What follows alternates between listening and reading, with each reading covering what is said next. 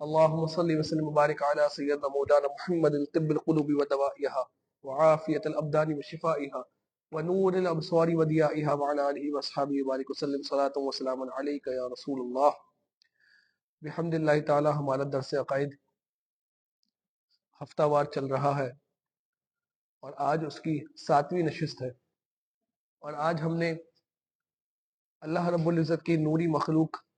فرشتے اور اللہ رب العزت کی ایک اور مخلوق کے جو ہمارے درمیان ہمارے ساتھ وہ ایگزسٹ کرتے ہیں، جنات، ان کے حوالے سے ہم نے بنیادی مسلمانوں کا عقیدہ جو ہے وہ سماعت کرنا ہے۔ اگر ملائکہ کی بات کریں، فرشتوں کی بات کریں، تو احادیث طیبہ ہمیں یہ بات بتاتی ہیں کہ فرشتے اللہ تعالیٰ کی نوری مخلوق ہے، ان کے نوری اجسام ہے، اور فرشتے جو ہے اللہ رب العزت نے انہیں یہ طاقت دی ہے کہ وہ جو چاہے شکل اختیار کر سکتے ہیں اللہ رب العزت کی اجازت سے، اور اللہ رب العزت کے دیے ہوئے اختیار سے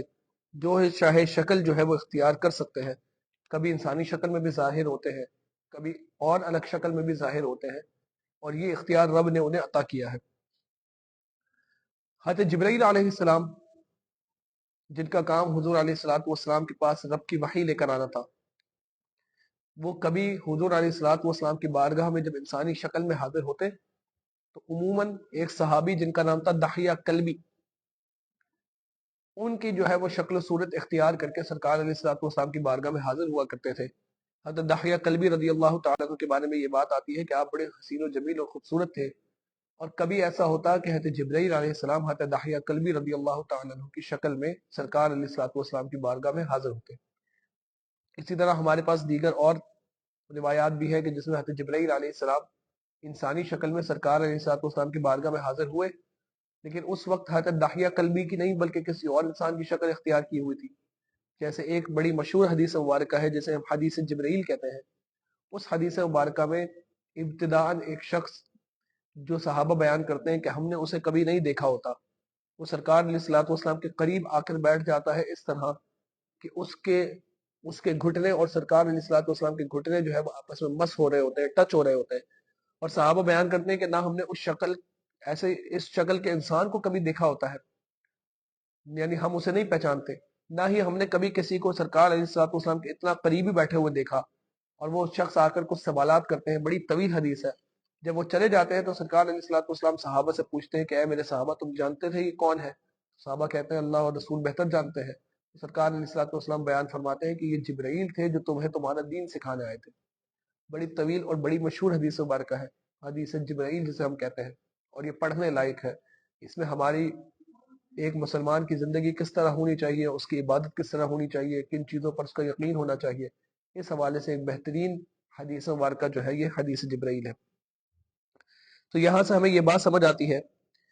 کہ حضور علیہ الصلوۃ والسلام کے پاس بھی حضرت جبرائیل علیہ السلام تشریف لائے تو انسان کی شکل میں بھی تشریف لائے، اور یہ میں نے آپ کے سامنے جو ہے وہ بیان کر دیا۔ اسی طرح بنیادی عقیدہ فرشتوں کے حوالے سے، ملائکہ کے حوالے سے یہ ہے کہ یہ گناہ کرنے سے پاک ہے، نہ ان سے صغیرہ گناہ ہوتا ہے نہ کبیرہ گناہ ہوتا ہے، بلکہ اللہ تعالیٰ نے انہیں معصوم بنایا ہے۔ معصوم سے مراد یہ ہے کہ ان سے گناہ سرزد ہی نہیں ہو سکتا۔ اللہ تعالیٰ کی نافرمانی فرشتے نہیں کر سکتے، بلکہ فرشتے اللہ تعالیٰ کی ایسی مخلوق ہے کہ رب انہیں جس کام کا حکم دیتا ہے وہ فقط وہی کام کرتے ہیں، اور اللہ تعالیٰ نے انہیں معصوم بنایا ہے، یعنی ان کی ایک صفت جو ہے وہ عصمت ہے، یعنی ان سے گناہ سرزد ہی نہیں ہو سکتا۔ یہاں ایک بات سمجھتے چلے کہ اللہ تعالیٰ کی مخلوق میں ایک انبیاء کرام علیہ السلام ہے جو معصوم ہے، اور ایک فرشتے ہیں جو معصوم ہیں۔ اس کے علاوہ اللہ تعالیٰ کی مخلوق میں، یعنی یہ جو معصومیت کا کانسیپٹ ہے یہ صرف فرشتوں کے لیے ملتا ہے، اور یہ معصومیت کا جو کانسیپٹ ہے کہ گناہ سرزد نہیں ہو سکتا، نہ گناہ کبیرہ نہ گناہ صغیرہ، یہ کانسیپٹ جو ہے انبیاء کے لیے ملتا ہے اور فرشتوں کے لیے ملتا ہے۔ اس کے علاوہ کسی انسان کے لیے عصمت نہیں ہے۔ ہاں البتہ یہ بات ضرور ہے کہ اللہ تعالیٰ کے جو نیک بندے ہیں، صحابہ ہیں، اہل بیت ہیں، اور اللہ تعالیٰ کے اولیاء ہیں، بزرگان دین جو ہیں ہمارے، اللہ تعالیٰ کی بارگاہ میں جو محبوب بندے ہیں، مقرب بندے ہیں، اللہ تعالیٰ انہیں محفوظ رکھتا ہے، یعنی گناہ سے ان کی حفاظت فرماتا ہے، گناہ ان سے سرزد نہیں ہوتا، البتہ یہ معصوم نہیں ہوتے کہ گناہ ہو ہی نہیں سکتا سرے سے۔ تو یہ عقیدہ ایک بنیادی عقیدہ ہے کہ عصمت کا کانسیپٹ اہل سنت و جماعت کے نزدیک وہ صرف انبیاء کے لیے ہے اور فرشتوں کے لیے ہے، انبیاء اور فرشتوں کے علاوہ کسی اور کے لیے عصمت نہیں ہے۔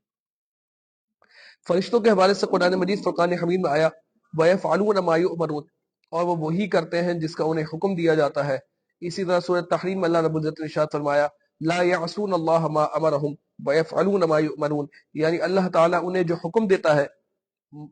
وہ اس کی نافرمانی نہیں کرتے، اور وہ وہی کرتے ہیں جن کا انہیں حکم دیا جاتا ہے۔ اور اسی طرح ایک اور مقام پر یہ بھی ارشاد فرمایا وَهُمْ لَا يُفَرِّطُونَ، یعنی ان فرشتوں کو جو حکم دیا جاتا ہے وہ اس میں، یعنی رب کی طرف سے جو انہیں آرڈر، جو امر جاری کیا جاتا ہے، جو حکم دیا جاتا ہے، وہ اس میں کسی قسم کی کوئی کوتاہی بھی نہیں کرتے۔ اللہ تعالیٰ نے فرشتوں کو جو بنایا ہے تو فرشتوں کی کچھ اللہ تعالیٰ نے ڈیوٹیز لگائی ہیں، اور فرشتوں نے اللہ تعالیٰ کو کچھ، یعنی کچھ خدمتیں دی ہیں، ان کے سپرد کی ہیں کہ جو وہ بجا لاتے ہیں، اور یہ ڈیوٹیز الگ الگ فرشتوں میں جو ہے وہ اللہ تعالیٰ نے تقسیم کی بھی ہے۔ جیسے قرآن مجید فرقان حمید میں آیا تنزل الملائکۃ والروح فیہا بإذن ربہم من کل امر، یعنی اس رات، یعنی شب قدر کی رات میں فرشتے اور جبرائیل اپنے رب کے حکم سے ہر کام کے لیے نازل ہوتے ہیں۔ یہاں سے پتہ چلا کہ اللہ تعالیٰ فرشتوں کو ڈیوٹیز عطا کرتا ہے، فرشتوں کو نازل کرتا ہے۔ اسی طرح قرآن مجید فرقان حمید میں اللہ تعالیٰ نے یہ بھی ارشاد فرمایا الذین یحملون العرش ومن حولہ یسبحون بحمد ربہم ویؤمنون بہ ویستغفرون للذین آمنوا، سورہ غافر کی آیت مبارکہ ہے۔ یہاں کچھ ایسے فرشتوں کی ڈیوٹیز گنوائی گئی ہیں کہ جنہوں نے اللہ رب العزت کے عرش کو اٹھایا ہوا ہے۔ یہاں ان فرشتوں کا ذکر ہے جنہوں نے اللہ تعالیٰ کے عرش کو اٹھایا ہوا ہے، اور اللہ رب العزت ارشاد فرماتا ہے الذین یحملون العرش، یعنی وہ فرشتے جو عرش اٹھائے ہوئے ہیں، ومن حولہ، اور اس کے ارد گرد ہیں، یعنی وہ فرشتے کہ جنہوں نے عرش کو اٹھایا ہوا ہے اور اس کے ارد گرد ہے، وہ کیا کرتے ہیں؟ تو آگے رب فرماتا ہے یسبحون بحمد ربہم، وہ اپنے رب کی حمد کے ساتھ اس کی تسبیحات بیان کرتے ہیں۔ یعنی یہ وہ فرشتے ہیں کہ جنہوں نے عرش کو بھی اٹھایا ہوا ہے اور عرش کے ارد گرد موجود ہیں۔ ان کا کیا کام ہے؟ عرش اٹھانے کے ساتھ ساتھ ان کی کیا ڈیوٹی ہے، کیا رسپانسبلٹی ہے؟ تو وہ یہ کہ وہ اللہ تعالیٰ کی پاکی بیان کرتے ہیں، اس کی تعریف کرتے ہیں، اس کی حمد کرتے ہیں، اس کی تسبیح کرتے ہیں۔ آگے کیا کرتے ہیں؟ وَيُؤْمِنُونَ بِهِ، اور رب پر ایمان رکھتے ہیں۔ اور کیا کرتے ہیں؟ وَيَسْتَغْفِرُونَ لِلَّذِينَ آمَنُوا، اور وہ ایمان والوں کے لیے دعائے مغفرت فرماتے ہیں۔ یہاں یہ بات سمجھ آئی کہ اللہ تعالیٰ نے ہم ایمان والوں کے لیے، کہ جو سچے ایمان والے ہیں، مومن مسلمان ہیں، اللہ تعالیٰ کے پاک فرشتے، اللہ تعالیٰ کے معصوم فرشتے ان مومنین کے لیے دعائے مغفرت کرتے ہیں۔ ان مومنین کے لیے جو ہے وہ دعائے یعنی مغفرت کی دعا اور استغفار ان کی طرف سے کرتے ہیں، اور یہ رب نے ان کو ڈیوٹی دی ہے تو یہ کام کرتے ہیں۔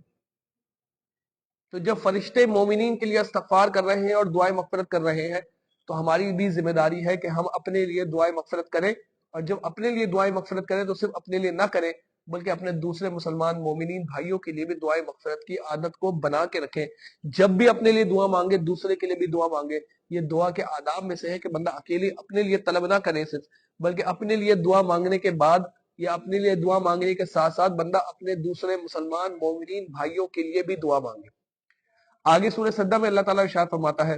قُلْ يَتَوَفَّاكُمْ مَلَكُ الْمَوْتِ الَّذِي وُكِّلَ بِكُمْ ثُمَّ إِلَىٰ رَبِّكُمْ تُرْجَعُونَ۔ سورہ سجدہ آیت نمبر 11 میں ملک الموت علیہ السلام کے، جن کا نام حضرت عزرائیل ہے، عین کے ساتھ عزرائیل،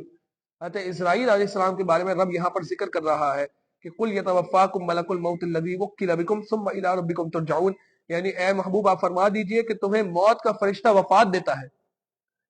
تمہیں موت کا فرشتہ وفات دیتا ہے جسے تم پر مقرر کیا گیا ہے، اور پھر تم اپنے رب کی جانب لوٹا دیے جاؤ گے، اپنے رب کی جانب لوٹا دیے جاؤ گے۔ یہاں یہ بات بھی سمجھ آئی کہ موت کا فرشتہ مقرر ہے، اور موت کا فرشتہ ہمیں موت دیتا ہے اللہ رب العزت کے حکم سے، اسے بتا دیا جاتا ہے، مطلع کر دیا جاتا ہے کہ کس وقت کس جگہ پر کس کی روح کو قبض کرنا ہے، اور ملک الموت علیہ السلام حضرت اسرائیل علیہ السلام وہ وہاں اس کی روح قبض کرنے پہنچ جاتے ہیں۔ جو جس کا موت کا وقت ہے، نہ موت ایک لمحہ دیر سے آئے گی نہ ایک لمحہ پہلے آئے گی، بلکہ جو وقت فکس کیا گیا ہے اسی وقت پر موت آئے گی۔ اور ہمارا کون سا موت کا وقت ہے؟ مجھے اور آپ کو کس وقت پر موت دی جائے گی یہ ہم سے مجہول رکھا گیا ہے، یعنی یہ ہم سے چھپا کے رکھا گیا ہے۔ یہاں یہ بات مجھے اور آپ کو سمجھنا ضروری ہے کہ موت کا وقت فکس نہیں، اس کی وجہ موت کا وقت فکس تو ہے، موت کا وقت جو ہمیں معلوم نہیں، یعنی میں دوبارہ جملہ کہوں کہ موت کا وقت تو فکس ہے، لیکن ہمیں جو اس کے فکس ہونے کا ایگزیکٹ ٹائم معلوم نہیں، یہ ہم سے چھپا کے رکھا ہی اس لیے گیا ہے تاکہ بندہ ہر وقت اپنی موت کو یاد کرے، اور بندہ ہر وقت اس چیز کو یاد رکھے کہ مجھے مرنا ہے اور رب کو جواب دینا ہے۔ وَقِيلَ بِكُمْ ثُمَّ إِلَىٰ رَبِّكُمْ تُرْجَعُونَ، یعنی پھر مجھے رب کی طرف جو ہے وہ لوٹ کر جانا ہے، اور مجھے رب کی طرف جب لوٹ کر جانا ہے تو مجھے اپنے اعمال کا حساب دینا ہے کہ اور اپنے اعمال کو رب کے سامنے جو ہے فیس کرنا ہے، اور مجھے رب کے سامنے جو ہے وہ تمام گناہوں کا جواب دینا ہے۔ جب بندے کو یہ بات یاد رہے گی تو بندہ خود ہی گناہ نہیں کرے گا۔ گناہ ہوتا بھی اس وجہ سے ہے کہ بندہ اپنی موت کو بھول جاتا ہے، یا اسے یہ گمان ہوتا ہے کہ مجھے ابھی موت نہیں آئے گی، کئی سالوں بعد موت آئے گی، جبکہ یہ کوئی گارنٹی نہیں۔ پیدا ہونے والے بچے کو بھی موت آتی ہے اور بوڑھے کو بھی موت آتی ہے، جوان کو بھی موت آتی ہے، کوئی ایسی لمٹ نہیں کہ انسان 60 سال کا ہو جائے گا یا اس سے اوپر کا ہوگا تو ہی مرے گا اور اس سے پہلے نہیں مرے گا۔ یہاں 10 سال والوں کو بھی موت آ جاتی ہے اور 40 سال والوں کو بھی آتی ہے۔ کبھی ایسا ہوتا ہے کہ 5 سال کو والے بچے کو بھی موت آتی ہے اور 90 سال والے بزرگ کو بھی موت نہیں آتی۔ یہ رب کے فیصلے ہیں، لیکن ہمیں یہ حکم دیا گیا ہے کہ اپنی موت کو یاد رکھو اور ایسے اعمال کرو کہ جب موت آئے تو اچھی موت آئے، نیکی والے کام کرتے ہوئے موت آئے۔ جب موت آئے تو پیچھے کوئی گناہ نہ کیا ہوا ہو، ایسا نہ ہو کہ نماز قضا کی ہو اور موت آ جائے، تو یہ بڑی شرمندگی کی بات ہوگی، اور اس کا حساب اور اس کا جو ہے وہ جواب ہمیں قیامت کے دن دینا پڑے گا۔ تو یہاں ملک الموت علیہ السلام کی ڈیوٹی بیان کی گئی کہ موت کے فرشتے کو تم پر مقرر کیا ہے جو تمہیں اللہ رب العزت کے حکم سے موت دیتا ہے، اور پھر تم جو ہے وہ رب کی جانب لوٹو گے۔ آگے جو ہے وہ یہاں پر ایک اور آیت مبارکہ سورہ زاریات کی آیت ہے، وہ یہ کہ اللہ تعالیٰ جو ہے وہ فرشتوں کے ذریعے قوموں پر عذاب بھی نازل کرتا ہے۔ سابقہ جو امتیں آئیں اور سابقہ جو قومیں آئی، اللہ تعالیٰ نے ان قوموں پر جب عذاب نازل کیا تو اس عذاب کے نزول کے لیے فرشتوں کو بھیجا، جیسے سورہ زاریات کے اندر یہ واقعہ موجود ہے کہ حضرت ابراہیم علیہ السلام کے پاس کچھ فرشتے آئے تو آپ نے ان سے سوال کیا، قال فما خطبکم ایھا المرسلون، حضرت ابراہیم علیہ السلام نے پوچھا فما خطبکم ایھا المرسلون، کہ اے مرسلین، کیونکہ فرشتوں کو بھی مرسلین کہا جاتا ہے، ملائکہ کو بھی مرسلین کہا جاتا ہے، کہ ایھا المرسلون، اے مرسلین تم کس قصد کے لیے، تم کس وجہ سے بھیجے گئے ہو؟ تو قالو، انہوں نے جواب دیا، انا ارسلنا الی قوم مجرمین لنرسل علیہم حجارۃ من طین مسومۃ عند ربک للمسرفین، کہ فرشتوں نے جواب دیا بے شک ہمیں ایک مجرم قوم کی جانب بھیجا گیا ہے، ایک گناہ کرنے والی قوم کی جانب بھیجا گیا ہے تاکہ ہم ان پر وہ پتھر پھینکیں جو آپ کے رب کے نزدیک کافر قوم کے لیے ہے، یعنی ہم ان پر پتھراؤ کریں، یعنی پتھر کا عذاب ان پر نازل کریں۔ اور جب پتھر کا عذاب نازل کرنے کے لیے اللہ تعالیٰ نے فرشتوں کو جو ہے وہ بھیجا تاکہ وہ ایک کافر قوم اور ایک مجرم قوم اور گناہ کرنے والی قوم پر جو ہے وہ عذاب نازل کیا جائے۔ ہم پر جو عذاب اجتماعی طور پر نازل نہیں ہوتا، یہ سرکار علیہ الصلوۃ والسلام کا کرم ہے، اور حضور علیہ الصلوۃ والسلام کو رب نے پہلے ہی کہہ دیا تھا کہ اے محبوب کہ آپ ان لوگوں کے درمیان موجود ہوں اور ہم ان پر اجتماعی عذاب نازل کریں تو یہ تو نہیں ہو سکتا۔ تو یہ حضور علیہ الصلوۃ والسلام کو جو اللہ تعالیٰ نے بطور رحمت بنا کر بھیجا، تو آپ کے صدقے ہم پر اجتماعی طور پر عذاب تو نازل نہیں ہوتا، ورنہ گناہ پوری دنیا میں اور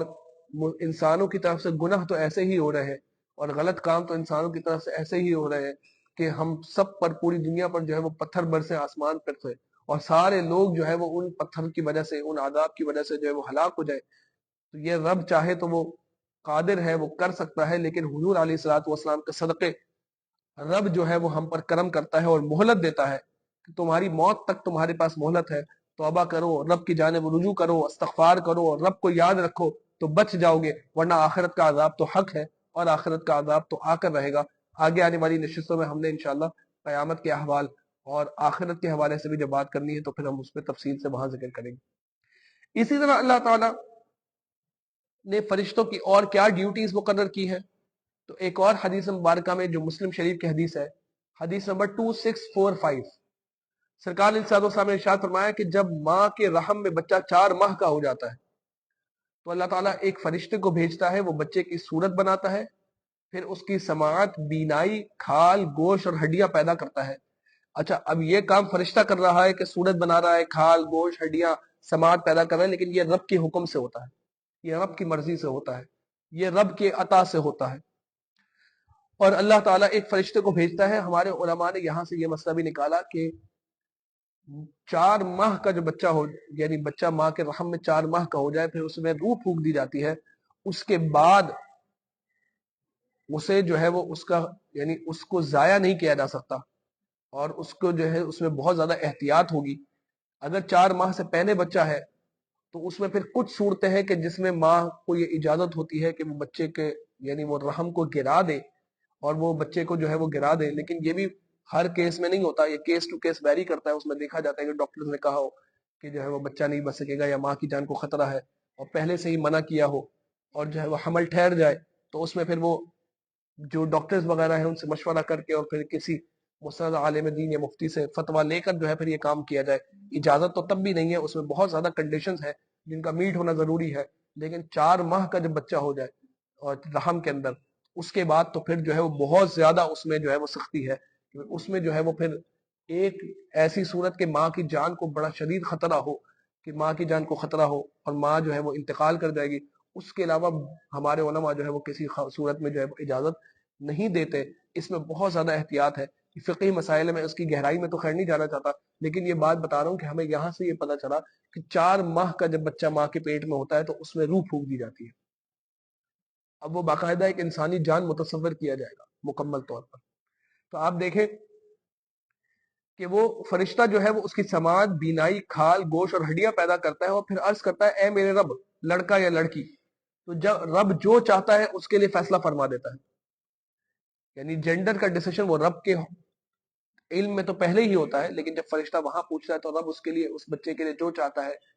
وہ فیصلہ فرما دیتا ہے۔ یہاں سے ایک بات یہ بھی پتہ چلی کہ اگر کسی کے یہاں لڑکی پیدا ہو تو اس میں کوئی عورت کا قصور نہیں ہوتا۔ جیسے ہمارے یہاں پر کچھ جاہلوں نے یہ تصور کیا کہ عورت کے یہاں یعنی اگر بیٹی پیدا ہو رہی ہے تو یہ عورت کا قصور ہے۔ قصور سے مراد یعنی یہ رب کی مرضی ہے۔ قصور سے مراد یہ ہے کہ آپ اس کو اس پر دوش نہیں دے سکتے کہ تم نے جو ہے وہ بیٹی پیدا کی۔ یعنی قصور سے مراد یہ لفظ جو ہے اس کو میں اگر ایکسپلین کروں تو اس سے مراد یہ ہے کہ اس میں عورت کو اس اعتبار سے بلیم نہیں کیا جا سکتا کہ تم سے تو صرف بیٹیاں ہی پیدا ہوتی ہیں اور تم تو جو ہے وہ معاذ اللہ منحوس ہو، اور اس طرح کے جملے ہمارے یہاں پر سوسائٹی میں کہہ دیے جاتے ہیں۔ العیاذ باللہ تعالی، یہ رب کے فیصلے ہوتے ہیں۔ لڑکا ملے تو بھی بندے کو خوش رہنا چاہیے، لڑکی ملے تو بھی خوش رہنا چاہیے، کیونکہ بچی اگر پیدا ہو تو اسے رحمت کہا گیا ہے۔ سرکار علیہ الصلوۃ والسلام کی اولاد امجاد میں سے 4 اللہ تعالیٰ نے آپ کو بیٹیاں عطا فرمائی، تو اس پر تو یہ خوش ہونے والی بات ہے۔ اگر کسی کے یہاں صرف بیٹیاں ہیں تو اس پر جو ہے وہ کوئی شرم و عار محسوس کرنے والی بات نہیں ہے، بلکہ یہ رب کی رضا پر بندہ راضی رہے۔ ہاں، بیٹا نہیں عطا ہوا وہ رب کی مرضی ہے۔ ہمارے یہاں پر سوسائٹی میں جہالت یہ ہے کہ پورا خاندان مل کر جو ہے وہ اس عورت کو کہ جس کے یہاں بیٹی پیدا ہو رہی ہے اسے کوس رہا ہوتا ہے، اور پورا خاندان مل کر اس عورت کو جو ہے وہ لان تان کر رہا ہوتا ہے کہ تمہارے رحم سے تو صرف بیٹیاں پیدا ہوتی ہیں۔ العیاذ باللہ تعالی، تو یہ رب کی تقسیم ہے، اس میں کسی انسان کا عمل دخل نہیں ہوتا۔ رب جو مرضی فیصلہ کرنا چاہے کر سکتا ہے۔ ہمارے یہاں پر اتنا پریشر ڈال دیتے ہیں کہ اس طرح کے واقعات بھی سننے کو ملے کہ کسی کے یہاں بیٹی پیدا ہوئی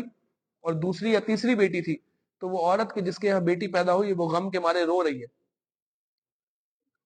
کہ میرے یہاں پھر دوبارہ بیٹی پیدا ہو گئی۔ یعنی ایک تو ان لوگوں کا سوچنا چاہیے کہ اللہ تعالیٰ نے جنہیں اولاد کی نعمت سے محروم رکھا، کہ یہ کتنی بڑی ایک اذیت ناک معاملہ ہوتا ہے کہ اولاد کی طلب ہوتے ہوئے بندے کو اولاد عطا نہ ہو۔ وہ بھی رب کی مرضی ہے، اس میں بھی انسان کا کوئی اختیار نہیں ہوتا، یہ رب کی مرضی ہے، وہ جسے چاہے اولاد دیتا ہے، جسے چاہے نہیں دیتا۔ لیکن یہ ایک معاملہ حقیقتاً ایک بڑا کربناک اور ایک تکلیف دہ معاملہ ہوتا ہے، اور ہمارے یہاں کوئی ایسا کہ جس کو اولاد ملی اور 3 بیٹیاں ملی یا 4 بیٹیاں ملی تو وہاں وہ پریشان ہو رہے ہوتے ہیں۔ وہ یہ نہیں سوچتے کہ اللہ تعالیٰ نے ہمیں نعمت تو دی، اور نعمت ایک سے زیادہ اللہ تعالیٰ نے ہمیں دی، تو ہونا تو یہ چاہیے کہ ان بیٹیوں کی اچھی تربیت کی جائے اور اچھی جگہ پر ان کی جو ہے وہ شادی کی جائے، اچھی تربیت اچھی اعتبار سے ان کو اچھی جگہ پر رخصت کیا جائے، تاکہ بندہ جو ہے وہ اپنے فرض کو پورا کرے اور اللہ تعالیٰ کی بارگاہ میں پھر دعا کرے کہ یا اللہ یہ جو میں نے فرض کی ادائیگی کی اور یہ جو میں نے اچھی بیٹیوں کی اچھی تربیت کی، تو یا اللہ اس پر بھی مجھے اجر دے اور اس پر بھی مجھے جزا دے، اور قیامت میں جزا ملے گی بھی۔ لیکن ہمارے یہاں پر الٹ معاملہ ہوتا ہے کہ نعمت ہے رب کی طرف سے، اولاد کو نعمت قرار دیا گیا،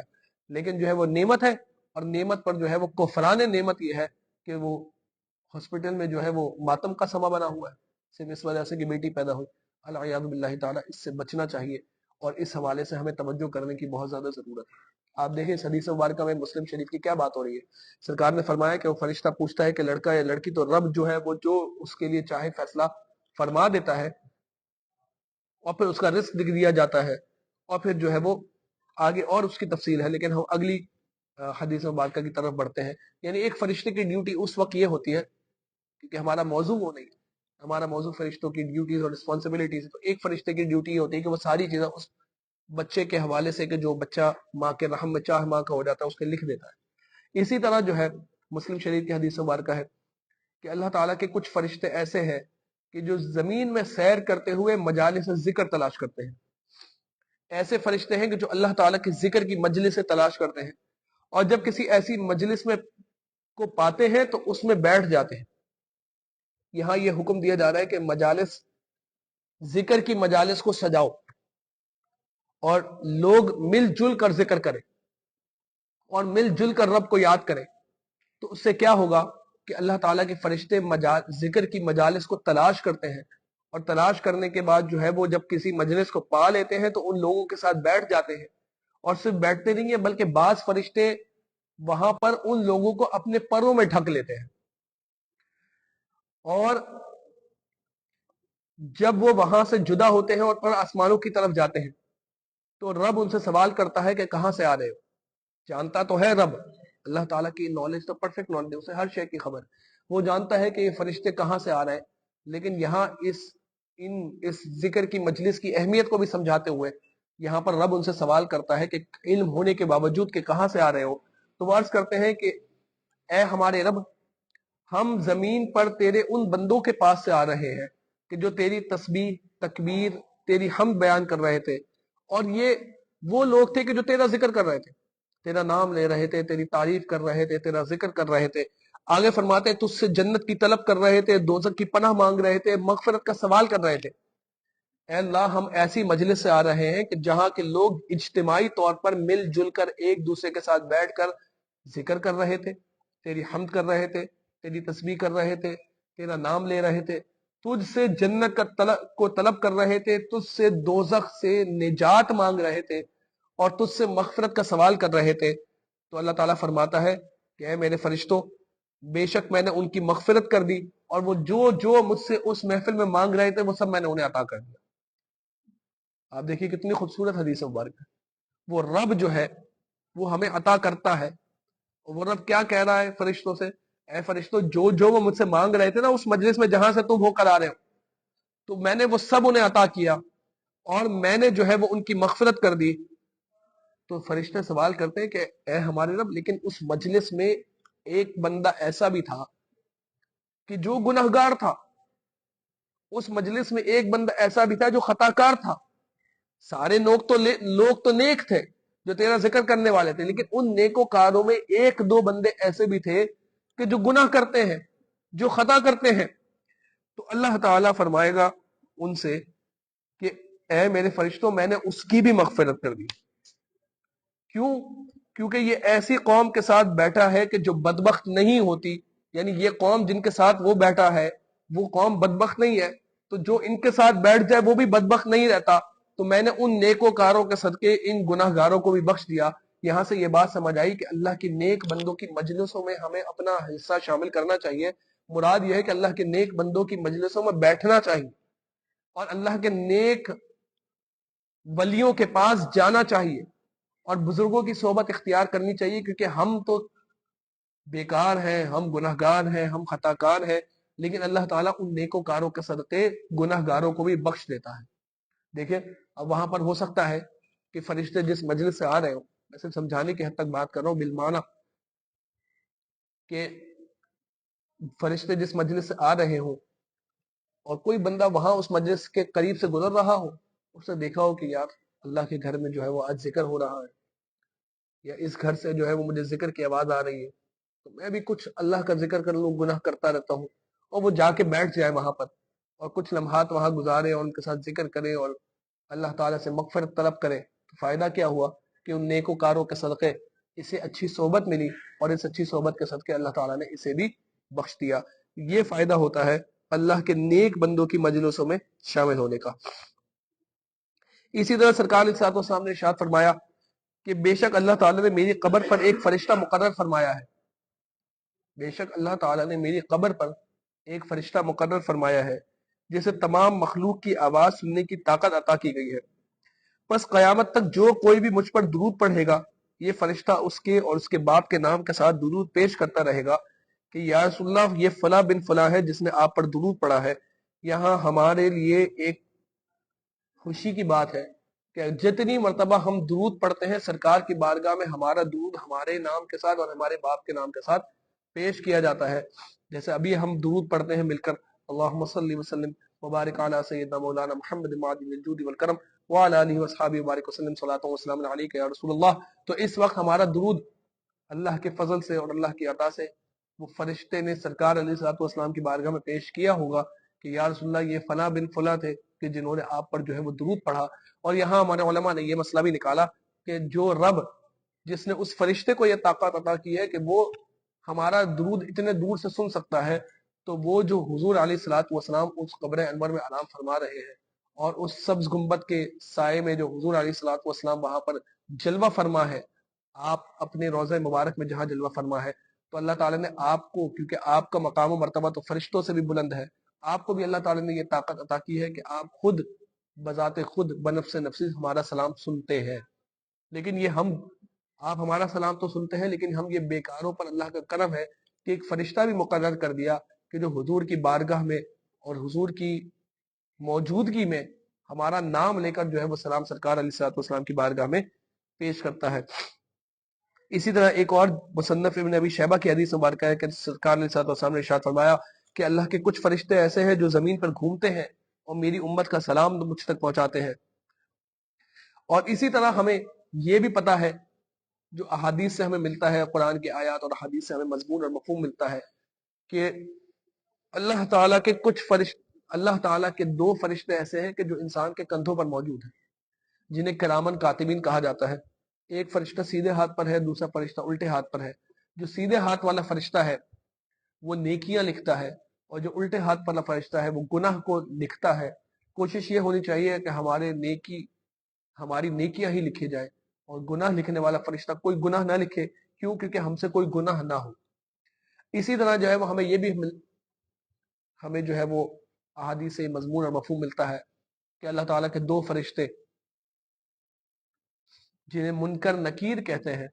और मिलाकर नकीरैन कहा जाता है, ये दो फरिश्ते इंसान की कब्र में आएंगे और कब्र में आकर उसे बिठाएंगे और तीन सवाल करेंगे। लेकिन हमारी अगली नशिस्त मौत के बयान के बारे में है, तो वो तीन सवालात क्या होंगे, वो क्या कैफियत होगी, वो फिर हम उसको तब समाअत करेंगे। इसी तरह सुनन दारमी की हदीस मुबारक है, हज़रत काब अल अहबार रदियल्लाहु ताला अन्हु बयान करते हैं कि 70,000 फरिश्ते रोजाना सुबह सरकार अलैहिस्सलातु वस्सलाम के रोज़े मुबारक पर हाजिर होते हैं और ये 70,000 फरिश्ते सुबह से लेकर शाम तक हुजूर अलैहिस्सलातु वस्सलाम की बारगाह में हाजिर होते हैं और हाजिर होने के बाद सरकार अलैहिस्सलातु वस्सलाम की बारगाह में सलाम पेश करते हैं, दुरूद पढ़ते हैं और फिर ये शाम को चले जाते हैं और 70,000 शाम को आते हैं और वो सुबह तक जो है वो मौजूद रहते हैं और वहां दुरूद और सलाम पेश करते हैं। जो एक बार आ जाता है कयामत तक दोबारा उसकी बारी नहीं आएगी। यानी अल्लाह ताला के फरिश्तों की तादाद कितनी है हम उसको गिन नहीं सकते, शुमार नहीं कर सकते। इससे अंदाजा लगाएं कि हुजूर अलैहिस्सलातु वस्सलाम के रोज़े मुबारक पर रोजाना 1,40,000 फरिश्ते 1,40,000 फरिश्ते रोजाना सरकार की बारगाह में हाजिर होते हैं, 70,000 सुबह में, 70,000 शाम में। और ये 70,000 सुबह में और 70,000 शाम में जो हाजिर होते हैं, ये इस तरह हाजिर होते हैं कि सरकार अलैहिस्सलातु वस्सलाम की बारगाह में दुरूद पढ़ते रहते हैं जब तक उनका वक्त मुकम्मल नहीं हो जाता और उसके बाद वहां से चले जाते हैं। उसके बाद दोबारा पूरी जिंदगी उन्हें मौका नहीं लगता। अगले दिन जो है वो नए 70,000 आते हैं, शाम में दूसरे 70,000 आते हैं, उसके अगले दिन फिर दूसरे 70,000 आते हैं, उसके अगले दिन, और ये सिलसिला जो है वो चलता रहता है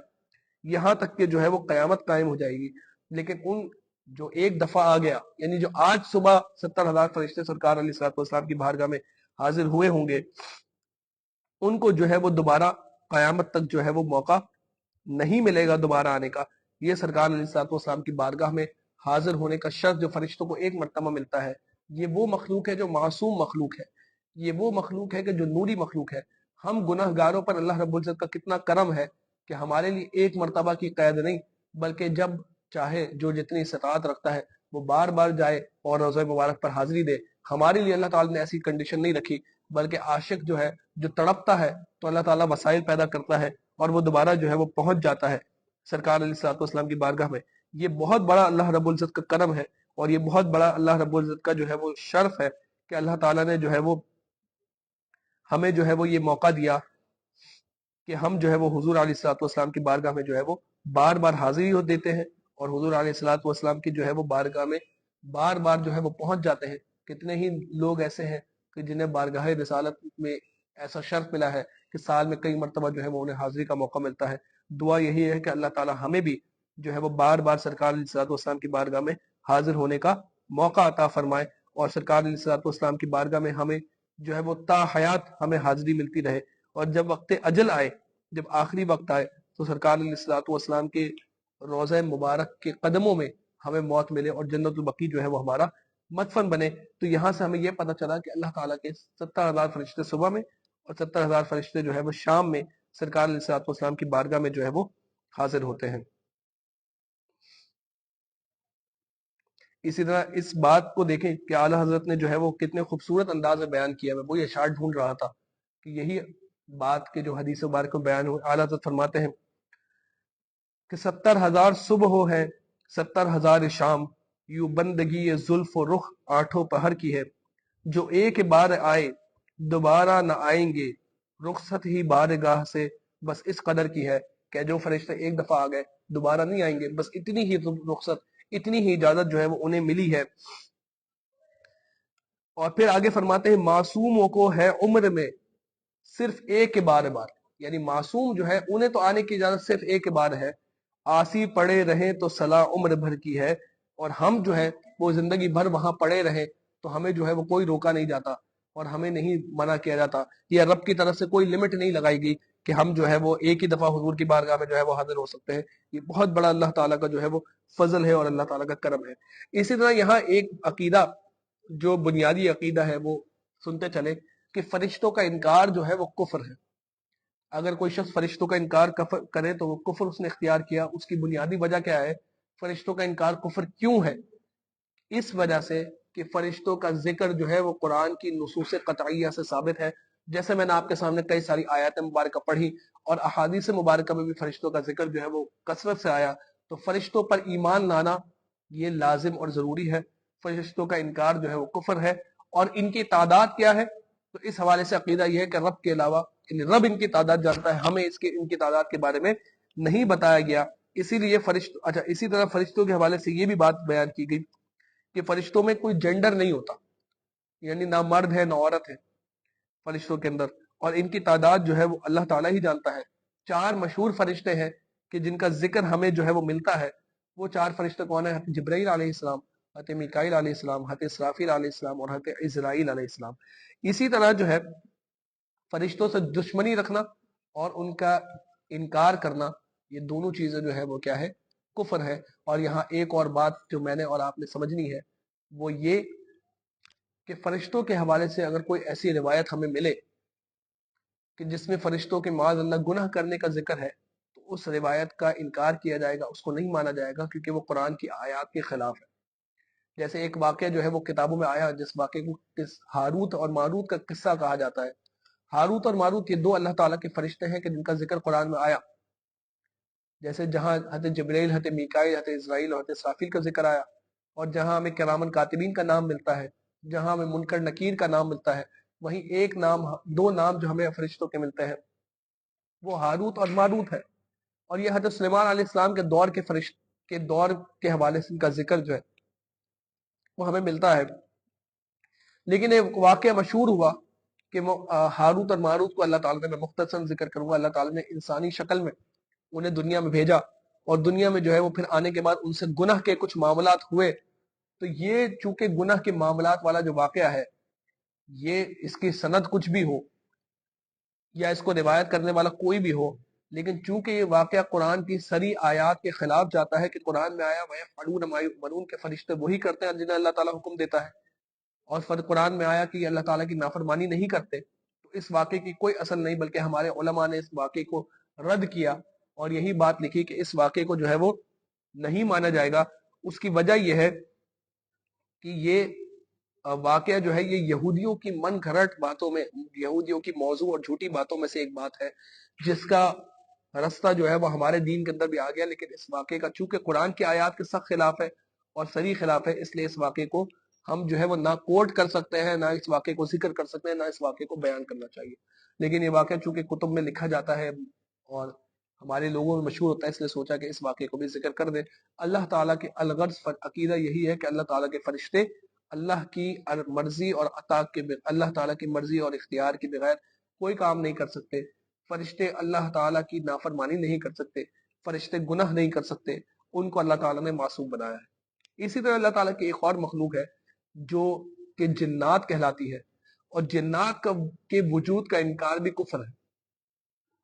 یہاں جنات کا ذکر بھی ہم نے اس لیے کیا کیونکہ ان کے وجود کا انکار بھی کفر ہے، کیونکہ قرآن کے اندر جنات کا ذکر آیا۔ سورہ انعام میں اللہ تعالیٰ نے ارشاد فرمایا وَكَذَلِكَ جَعَلْنَا لِكُلِّ نَبِيٍّ عَدُوًّا شَيَاطِينَ الْإِنسِ وَالْجِنِّ، اور اسی طرح ہم نے ہر نبی کے لیے انسانوں اور جنات میں سے بطور آزمائش ایک دشمن بنایا ہے۔ اسی طرح